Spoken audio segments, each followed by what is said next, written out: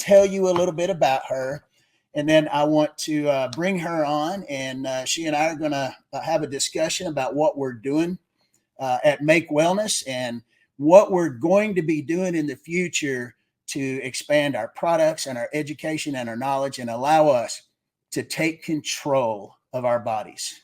And so let me introduce you to Dr. Jennifer Pfleghaar.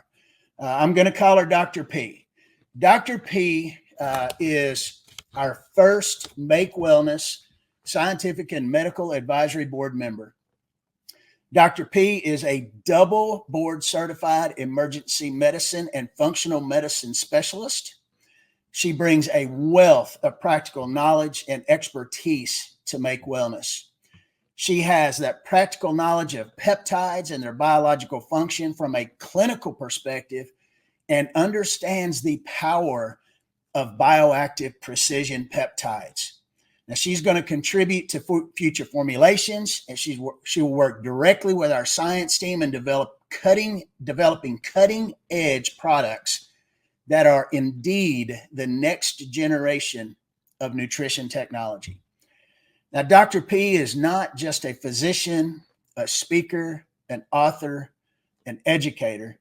She's also a woman of faith, a wife, and a mom to 4 children who is deeply, deeply passionate about empowering people to take control of their own health and wellness. So with that being said, let me introduce you to Dr. P, our first SciMed board member. Hi, Dr. P. Welcome to tonight. You're muted. Hi. There you go. Hi, Alan. Thank you so much for that great introduction. I'm so excited to be here. Absolutely. Well, let me tell you something. We are excited to have you. I am especially excited to have you because how many phone calls have we had? How many conversations have we already had about research and development and products and synergies and all this amazing stuff? And so I am elated to have you as part of our team. And I think everybody on our executive team, you just absolutely fit perfectly with our mission and our objectives. And so thank you so much for joining us. Yeah, I'm so excited to be a part of Make Wellness. It really is such a great company. And I'm blown away so far about the passion and how we're going to change health. So it's so exciting. And Alan and I are just brainstorming, texting back and forth about what we're going to do, the studies we're going to do, and it's going to be amazing. The products that are already there for you guys and the new ones to come. It's really exciting. It is for sure. So Dr. P, tell us a little bit about your medical practice and how you became interested in studying and using bioactive precision peptides. Yes, absolutely. So I'll kind of go back to the beginning. I was working in the ER. I finished my residency in emergency medicine, board certified, and I kind of picked up on the fact that conventional medicine wasn't fixing chronic disease. People were going to their doctor, not getting better, taking the medications, not getting better. So then I went back and I did a fellowship in integrative medicine and sat for my boards, got board certified, opened up a practice, and I finally feel like I'm helping people and preventing chronic disease. And this is the problem right now. We have chronic disease. We have disease of insulin resistance. We have diseases of loss of muscle or sarcopenia as we age. And these things start in your 20s and in your 30s. It's not just in your 40s and 50s. So that's one thing we really need to change. And I know all of you out there are excited about this. We have to start now. We can't wait until we have the disease. We need to prevent it. So in my practice, I started using peptides. I started using the injectable peptides, and then the FDA started really coming down on that. And a lot of them are not available anymore. Then I started to look into more oral peptides and then more into bioactive precision peptides. So this is a really new field. It's exciting and it's the top, right? This is like the top of the game. working with these kind of peptides. They're very precision. They're working at a specific endpoint, a specific goal. And when we look at peptides versus medications or supplements, first versus medications are going in there, pushing through, doing what they need to do, but causing a ruckus, right? You get the side effects. You get, take ibuprofen, for example, Motrin. Yes, it decreases inflammation, but you get the side effects. You get the chance of stomach ulcers and bleeding. It messes with your gut health. So there are side effects to that. When we're looking at peptides, they're working with the body. They're chains of amino acids that are going in there and turning on or off different cell signaling. And that's what's so great about it. They're usually really low side effect profile. And that's the positive. They're not going in there and destroying things or giving side effects. They're going in there and they're doing the work for a positive effect, turning on and off genes, not giving the negative ones. So I've seen peptides work amazing in my practice. And I love all the research about peptides and the future of peptides too. Yeah. And we're really we are literally on the cusp of what we're about to start discovering about bioactive precision peptides. We're starting off with 6 products. 4 of those 6 products have the bioactive precision peptides in them. And of course, we've already discussed at least, I don't know how many other products that we are already discussing with additional bioactive peptides. And I know we have meetings coming up with other opportunities regarding those. And so it literally is just the beginning. We are just now getting on this, and the thing about it is bioactive peptides have been around forever in our foods. We just didn't know how to unlock those bioactive peptides and open up the potential of those bioactive peptides to benefit our bodies. And that's the technology that we're just now figuring out, is how do we keep those things stable? How do we keep them biologically active? And that's the exciting part about it. So help our affiliates, if you don't mind. Help us to understand the difference between a bioactive precision peptide and a therapeutic peptide, the injectable peptides you discussed just a second ago. Yeah, absolutely. So the peptides that are injectable, we could use an example of semaglutide, which is Wegovy, Ozempic, tesamorelin, ipamorelin, which are growth hormone secretagogues. They help your body secrete their own growth hormones. So those are larger peptides. So peptides are chains of amino acids that are usually 40 or less. Now, those ones that I spoke about, you can't take them orally. They're not active. Your body will break them down in digestion. So you have to inject them, and that's how they work, right?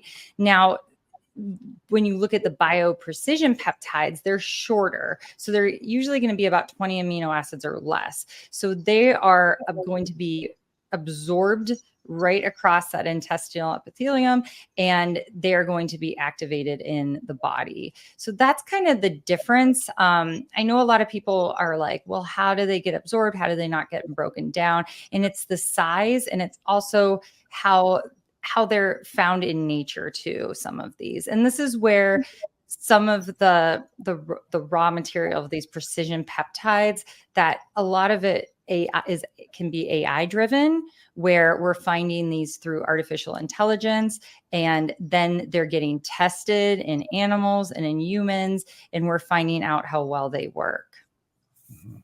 Yeah, I've shared the story about when I first started talking with Justin about coming on board as part of the science team. I was very familiar with therapeutic peptides. In fact, in my dissertation, I have a section about therapeutic peptides. However, I was not familiar with the bioactive precision peptides. And so I was very concerned with that exact same thing that you just said. How do these things get through digestion intact?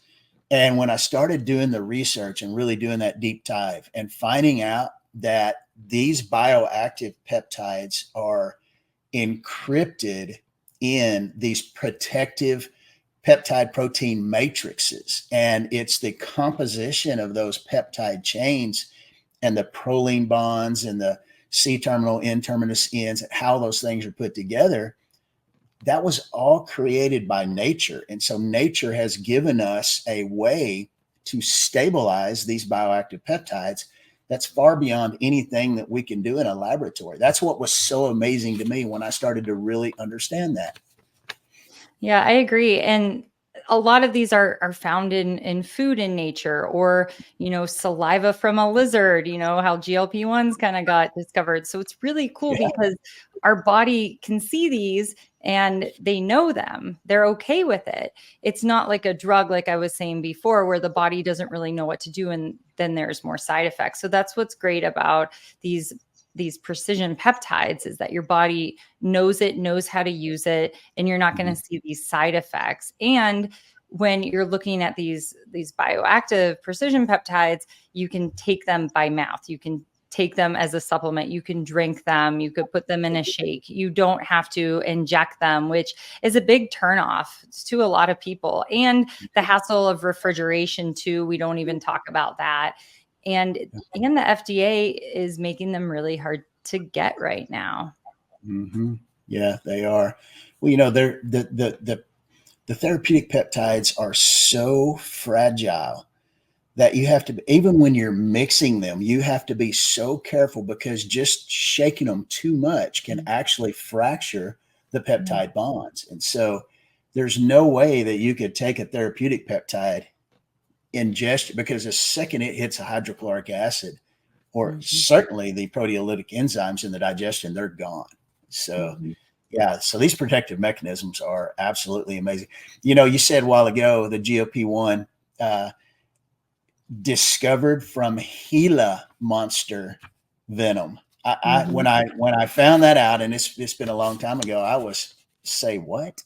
So how did they ever find out that Gila monster venom could antagonize GLP-1? I mean, is that not the craziest thing? Right. And that was a long time ago too. I mean, they've been I playing know. around with different forms for a long time. So that's, it's in nature, and that's what's so cool about it. And, and I know a lot of people out there are like, well, what about all these GLP-1 supplements coming up? And what about that? Well, one thing at Make Wellness, we're talking about health in general, and GLP-1 can be activated by things like exercise and intermittent fasting and consuming dietary fiber and protein rich foods. So a lot of people are hung up on, like, how do I get more of this? And how do I do this? Well, like, going back to the basics too. And these 6 launch supplements are going to help you with the basics, which is so important with health. Well, I think people have to understand that these supplements they are not GLP-1 antagonists like the Ozempic and the Wegovy. That's not what these supplements are. They are simply a supplement that influences, typically, in my opinion, I think it's typically the microbiome that they may influence a little bit of GLP-1 production in the microbiome. But all in all, and they're, to me, it's a little bit misleading to say that we're administering GLP-1 agonists, right? And so I think people have to be very cognizant of the fact that they're not actually getting that. They may get an herbal botanical supplement, or they might get a form of bacteria that might influence the microbiome to produce it. However, they're not actually getting GLP-1, but they're saying they are. Well, you know what? The most powerful GLP-1 enhancer is exercise. Exercise. And that's part of the whole lifestyle. I mean, your 4 pillars. Your 4 pillars say everything, right? Tell us what the 4 pillars are. Let's talk a little bit about that right now, because it's so important to understand that this is what we're building our lifestyle on right here. And so tell us about that. Yeah. So the 4 pillars of health are movement, nutrition, sleep, and also like meditation, breath work, right? Prayer. So you have to have those. And every once in a while, say you're not sleeping, you're a new mom or something, then you have to lean on the other ones, right? But you need those strong 4 pillars. And you could take all the supplements you want. And if you don't have those 4 pillars, if you're not paying attention to them, or your supplements aren't directed at helping support those 4 pillars of health, you're not going to get the most out of health, right? You're not going to succeed in what you're trying to do. You're not going to have that longevity that we all want, right? We all want to have longevity and not diseases when we're in our 80s. We want to be like walking, running, lifting weights, running after grandchildren, working still if you want to. So that's the goal. It's not just to live longer. It's just to have that good longevity of health and feel good. I mean, I was talking with a patient in my office today, and I feel better in my 40s than I did in my 20s because of how I take care of my body now. And that's where we all want to be. And that's where we want our kids to be and to model that. So working on those 4 pillars of health is so important. And yes, supplements are part of that. I also had that conversation today with someone, do we need to be on supplements? Well, kind of, because 20 years ago, it would be a different answer. I would say probably not, because we weren't monocropping all our food and produce. So we actually, our piece of broccoli had nutrients in it, right? It actually had vitamins in it and minerals, but now that's not the case. Our food is mineral void a little bit. And this is why, I eat more meat now, because that's going to have more B vitamins than you're going to get in your veggies, because they're just not the same. So this is where we do need support. We do need B vitamins. We need some supplements now because of the toxic world we live in. So finding high quality supplements and the right ones for your lifestyle are so important. That's true. Yeah, that's so true. And one of the things that I know most of the people that have been on our trainings before, they always hear me talk about muscle mass being metabolic fitness. Yeah. And muscle mass, and we start to lose our muscle mass as we age. Yeah. When we lose our muscle mass, we lose our metabolic fitness. And when we lose our metabolic fitness, nothing works right. And so as one of those pillars, people ask me all the time, do I need to lift weights? No, you don't need to. You absolutely have to lift weights. You have to, because you have to maintain that muscle mass. And I know, on your Instagram, you lift a lot of weights and you do a lot of resistance training, and that is so important. And I don't care how old you are. In my dissertation, I've got studies where they took 85-year-old people who had never lifted weights ever in their lives, and they started resistance training, and they found that they actually improved at a greater rate metabolically than people in their 50s and 60s did. Wow. So it doesn't matter how old you are. It's never, ever too late to start resistance training, strength training, building that metabolic fitness up, and just make sure you maintain that for the rest of your life, because quality of life depends on it. No doubt. Yeah. And you're more insulin sensitive, the more muscle you have. And insulin resistance leads to diabetes, but not only diabetes, dementia. It's type 3 dementia. So, and you have inflammation, heart disease, it just goes down the line. So really focusing on that lean muscle is so important, and the rest will kind of fall into place. And, after age 40, we lose 1 to 2% of our muscle mass per year. And that's when, so 2 years ago, I turned 40 and I was like obsessed with protein, lifting, all the things, because I don't want to lose that muscle mass. Have you seen that study, Alan, where it, about getting off the floor, not using your hands, and that's a risk of like all-cause mortality. Yeah.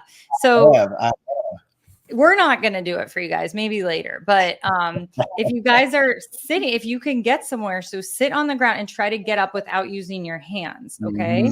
And this is looking at muscle strength in the quads and in the hip flexors. And, have you seen those It's really interesting because when I have older patients sitting across from me at my office and I ask them to get up so I can examine them, I watch to see if they push on the chair handles or if they can just lift themselves up, because that is a big indicator of health. And I don't know if you guys have noticed that watching parents, grandparents, right?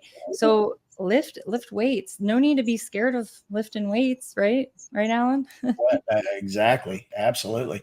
And I'm almost 60. And so I'm the same way. Of course, I've always, being a former athlete, and I really can't remember a time since my, 13, 14-year-old days that I've never lifted weights and worked out. And so I've been pretty religious about that. And it's kind of a non-negotiable for me, especially nowadays. And so 5 or 6 days a week. And then also walking. I walk 3 miles a day, no matter what. I don't care how cold it is, how wet it is, how rainy it is, how stormy it is, whatever. I'm getting my 3 mile walk in every day. And so those little things like that. And, when you start talking about muscle fibers, we've got our type 1 muscle fiber, type 2A muscle fiber, type 2B muscle fiber. And it's the type 2B muscle fiber that's impacted by resistance training. However, what happens with sedentary lifestyle is that type 2B muscle fiber actually convert back to a type 1 muscle fiber. And so we lose the strength. We lose the basically ability to function because we lose type 2A muscle fibers. And that's the thing that, as I get older, I see how difficult it is to maintain that. And so, you've got to do all those things, and you just have to be dedicated. It's a commitment, right? It's what's important to you. And this is part of the lifestyle that we're going to be educating people on, is what are you committed to? How are you committed to your health? And how important is it when you get to be in your 60s, 70s, 80s, 90s? Because it's very possible, but how important is it when you get at those ages to play with your grandkids, to do things when you're with your wife, to go travel, to have a life, to stay out of the dang nursing homes? I mean, come on. Let's don't be what is typical in our culture today and end up in a nursing home on 5 drugs. Let's refuse to do that. And so let's go do the things that we can do. So with that, I think that's a perfect segue to my next question, because I would love for you to kind of explain how bioactive precision peptides, what their role is in influencing human physiology, and how much of an impact can BPPs have on human physiology, in your opinion? I think really big, because when you're looking at peptides, they're going in there and they're turning on genes and cell signaling that are turned off from epigenetics, from our environment, from stress.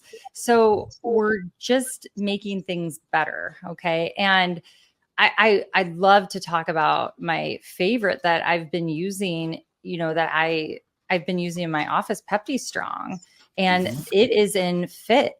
And this precision bioactive peptide is amazing. So talking about muscle, what this is going to do to change how people work out.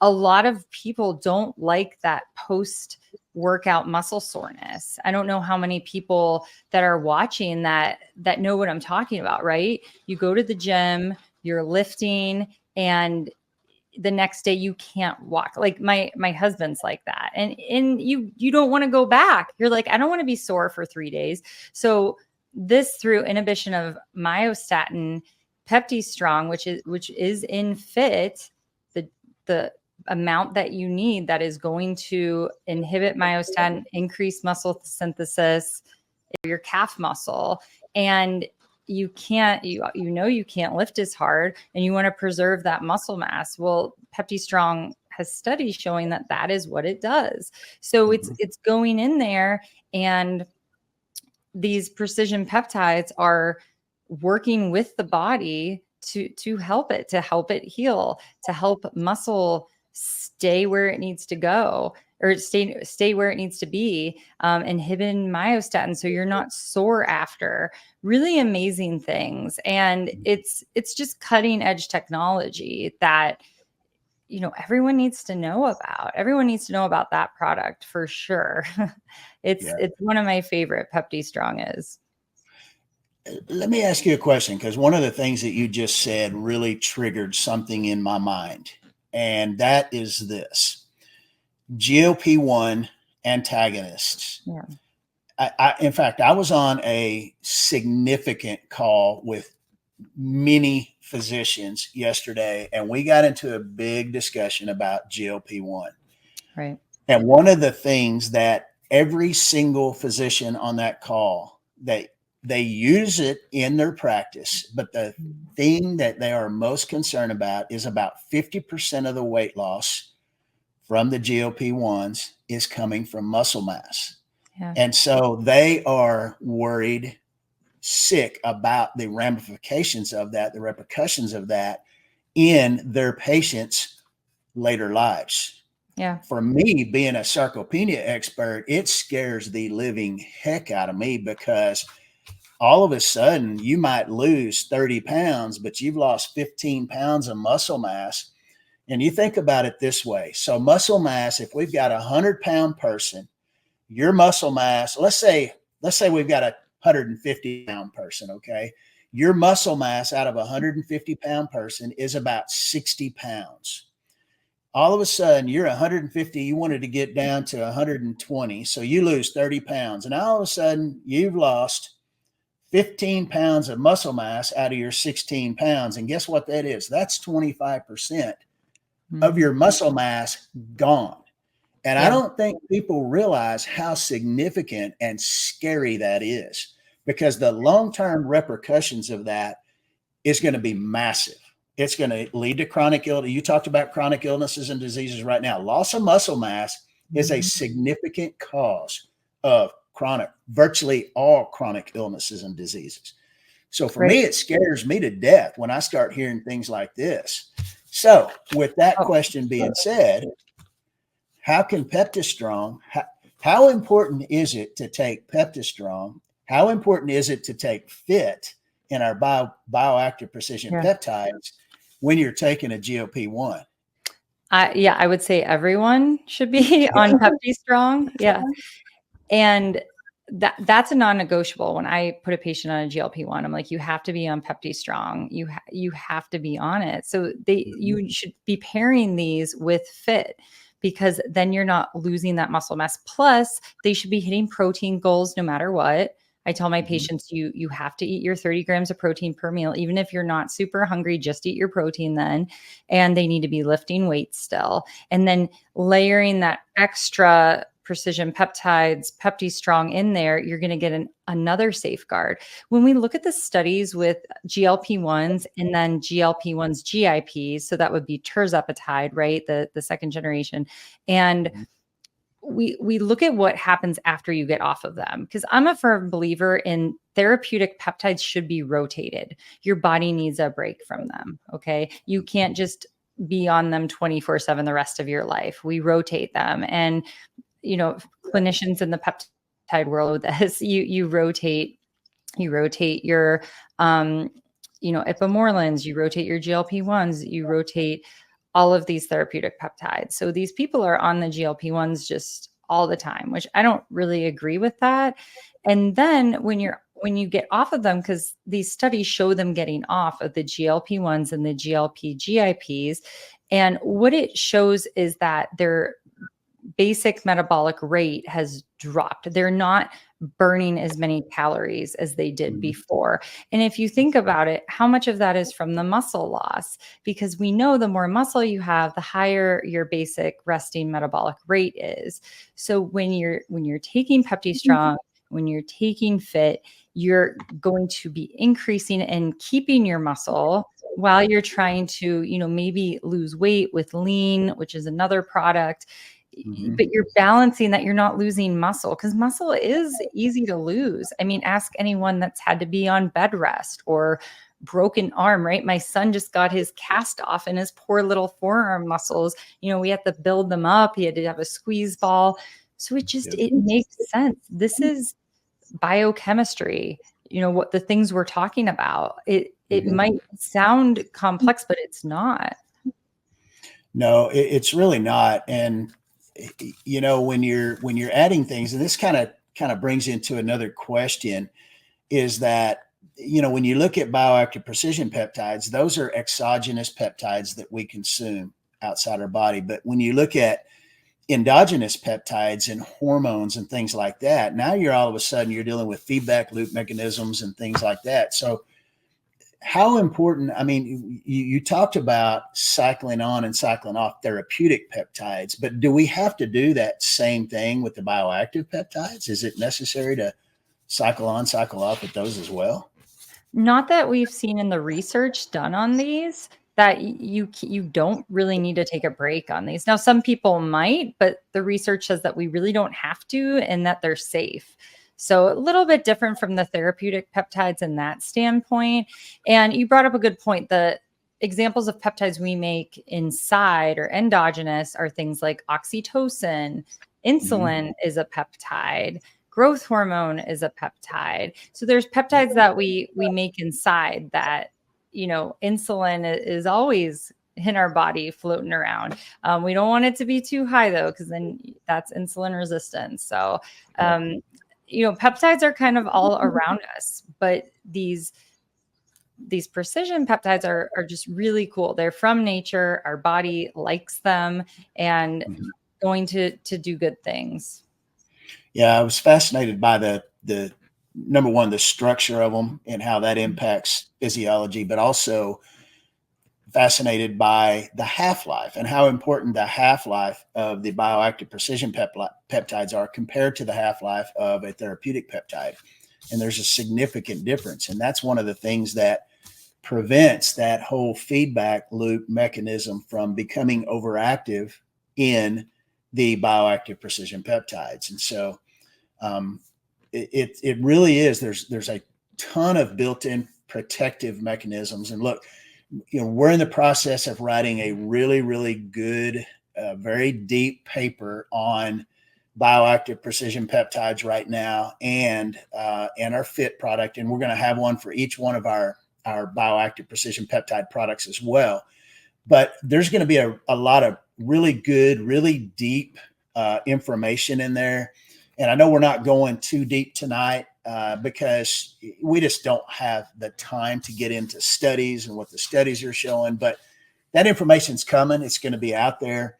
And then on top of that, we'll do calls with healthcare practitioners, clinicians, and colleague to colleague type calls as well. So I'm excited about that. But I think tonight our most important purpose is to get a general overall feeling of how beneficial these bioactive precision peptides. And so with that said, I mean, how has our understanding of BPPs improved and increased over really just the last 18 to 24 months even? I mean, there's been a significant amount of data coming out just in the last 2 years. Yeah, I mean, the studies have increased. There's a company using AI technology trying to find out more because there's so many of these precision peptides out there, and they have these specialized activities, and they're going and doing their job, and they're not accumulating in the body, like you were talking about. They're not sticking around these long half-lives like you get with drugs or other supplements. And so they're not going to have that toxicity, because even some supplements can be toxic if used the wrong way. Absolutely. Yeah. And some people, they go on Amazon, which I would never recommend getting supplements off of Amazon, but they could have heavy metals in them.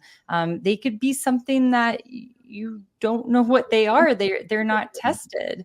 So you have to be very careful out there. And, just knowing that not everything is safe just because it's from nature, right? But those are supplements. These are these precision peptides that are meant to be used in the body. And that's what makes them so special.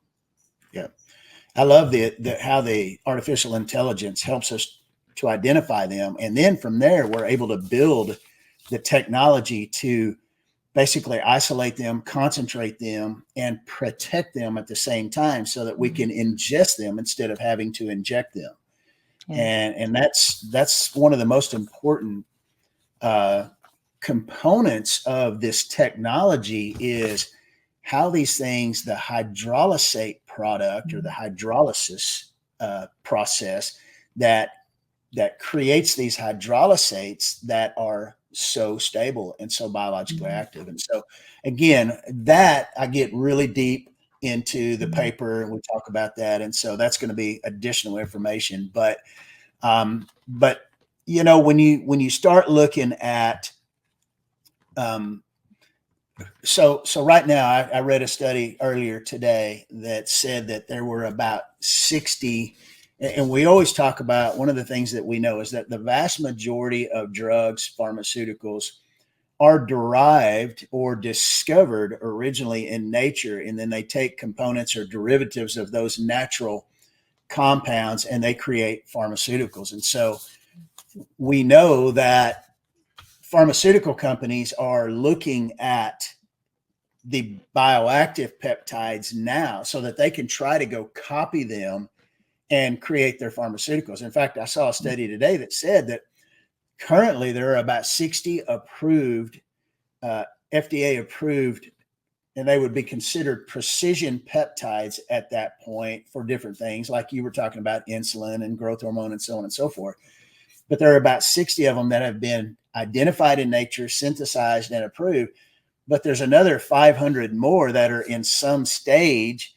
And there are literally millions and millions that have yet to even be discovered yet. And that's the importance of the AI that you keep talking about, that we can identify those peptide fragments that have this physiological function that we're talking about. Yeah, absolutely.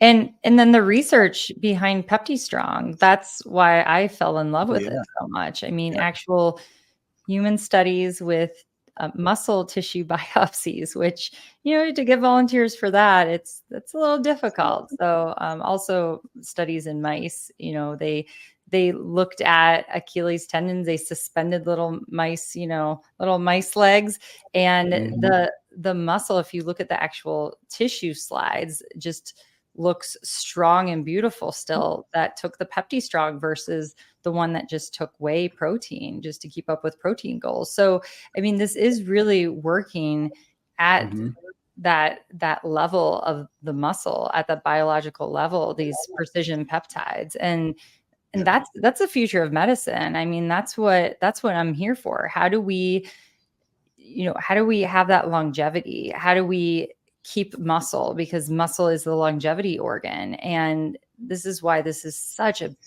big, awesome product. I mean, how do we get this? How do we get peptides? How do we get precision peptides into everyone's hands and not just a few? And that's why this is so important. Yeah. And so with that said, I mean, how do you envision the role of these bioactive precision peptides in personalized medicine? I mean, that's, to me, that is where we can get, and we are going to get, really creative. Mm-hmm.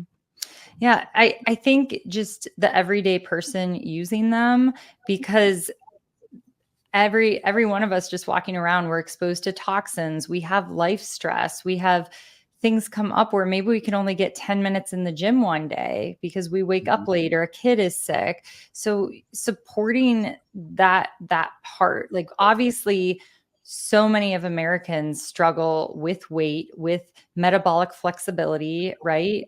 That's right. You know, and we could do teaching on fasting and how you incorporate fasting in with these bioactive precision peptides, and you know how we use them to help with sleep. So there's so many things that are coming out that will just help with your lifestyle, help with the 4 pillars of health, because I honestly think we all need help. I mean, I use precision peptides daily. I sometimes use therapeutic peptides. You know, I take supplements. So we really need these things. We just live in a different life. It's not like 50 years ago where we just didn't have to worry about it. We kind of have to be proactive about our health nowadays. And trust me, you don't want to be in the hospitals. You don't want to, like, it's too late, right? You don't want a chronic disease. because I still work in the emergency room. And that's why I'm so passionate, because I don't want people to end up there for chronic diseases. It's not good. No, it's not. And they're literally chronic disease, and the chronic disease burden on our healthcare system right now is literally out of control. And Yeah. so, if we can, not if, we will, and we have an objective to teach people how to get control, how to be accountable for their lives, how to be accountable for their bodies. And look, we know we're starting off with 6 products right now, and we know that not every product works for everybody. Every single person, they have individual biochemistries, and everybody's biochemistry is different.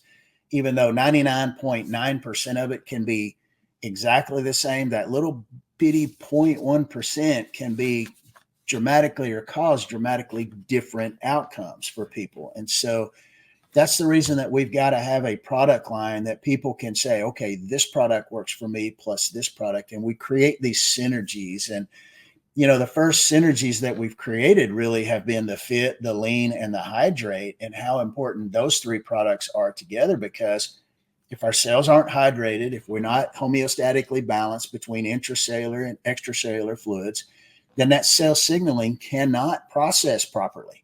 And we can't hit our target inside the cell from outside the cell from various parts of the body. It's just not going to happen. And then you've got the Lean, which is really geared more towards satiation and helping us get some discipline with our appetite. But then it's the lipolysis benefit to it as well. So most of us have a lot of calories, a lot of energy stored up on our bodies that would not hurt us to utilize. And I'm one of those. And I cannot wait until our Lean is here, because that's product for me right there. And so, when we've got Fit for muscle protein synthesis and inhibition of muscle protein breakdown, and then we've got Lean for thermogenesis, energy production, and fat burning, fat consumption. And then we've got Hydrate to keep everything hydrated and flowing smoothly to and from. That's a huge, huge system for us right there with those 3 products. And so, and then we've got our next 3 products and how they fit together. So we've got a body system, we've got a brain system, and then we're going to have all kinds of other products that are going to affect different parts of the body, and internal and external, and you name it. And it's going to be really exciting to work with you and our SciMed board on building all of these products and building our systems. And so let me ask you kind of one final question. We've been on here about 45 minutes, so we're really about 15 minutes longer than what we should have been. And I apologize for that, because I told you it was going to be about 30 minutes. And so Okay. we've just been talking away. But so as a healthcare practitioner, as a clinician, what advice would you give to other researchers and clinicians that are looking to utilize bioactive precision peptides in their clinics or their areas? Yeah, you gotta build on it. So your patients are sitting there, you know what they need. If they need help with muscle, if they need help with losing weight, Fit and Lean are going to be a great combo. And getting in the precision peptides so their body can work with itself instead of against itself. Because I feel like a lot of the times when a patient comes in, they're not seeing a lot from their supplements, or they're getting frustrated. So these precision peptides, they're bioactive. They're going to support. They're gonna notice it a little bit more. So that's what's good. It might give them a little bit more hope. This is just new technology too. It, like Alan said, it's old. It's been around, but we haven't actually been able to utilize these products like now. So these precision bioactive peptides are ready. It's game time now, and they're ready to shine. So this is just a great adjunct to use, like with the basics of health. And that's Alan and I, we've talked back and forth teaching you all how to teach your clients, your customers, how to be healthy and live healthy and be proud of being healthy, and passing that on generations to generations is where our hearts are and our passions are. So, and we also talked about maybe doing a Fit and Lean study. I mean, Alan and I, it's go time. So it is. We're excited for everyone to be involved and as excited as we are about this. I've been so excited. When did we start talking, Alan? A month ago? Oh, it's been several weeks ago. Yeah. And we had to talk through a lot, and you had to get really comfortable, with our objectives and our goals and our intentions. And I think you've seen our intentions, and especially Justin Prince, his intentions are absolutely pure. And anybody that says otherwise is an absolute fool, because they just don't know that guy. And he's great. I mean, let me ask you this. What was the first question? I think it actually floored you, because we were doing our executive team interview with you, and he took over. And what was the first question that he asked you? I think he asked me about my family. That's right. Yeah. Tell me about your family. Yeah. He was concerned more about your family than everything else. And I think we are all that way. It's family first. And we consider everybody involved in this company as part of our family. And so it's our objective as scientists and educators and teachers and formulators and product developers. That's our objective, is to make sure that our family is healthy and get them out of these generational curses and do what you just said, and build generational health and wellness and everything else that comes with that as well. And so I tell you what, I thank you so much for joining us tonight and being here. This is not the last time you'll be here. I know that. And you're going to be doing lots of teachings and education and trainings, and absolutely a very active member of our team. And I am very excited to partner with you and have you on our team. So Dr. P, thank you. Thank you so much. Thanks, everyone. Talk to you guys soon. Thank you, guys. You guys have a great night. And don't forget, if you've got questions, send them in to Science as Make Wellness. We are compiling those questions. Guys, we've only got about 5,000 questions. And so, and I'm not kidding when I say that. And so we're taking and we're categorizing those questions. We're building catalogs and libraries, and those questions are going to be available as soon as we can get them cataloged and answered. And then we're going to have one heck of a library of information, and it's just going to grow and grow. So thank you, everybody, and have a great night. Bye.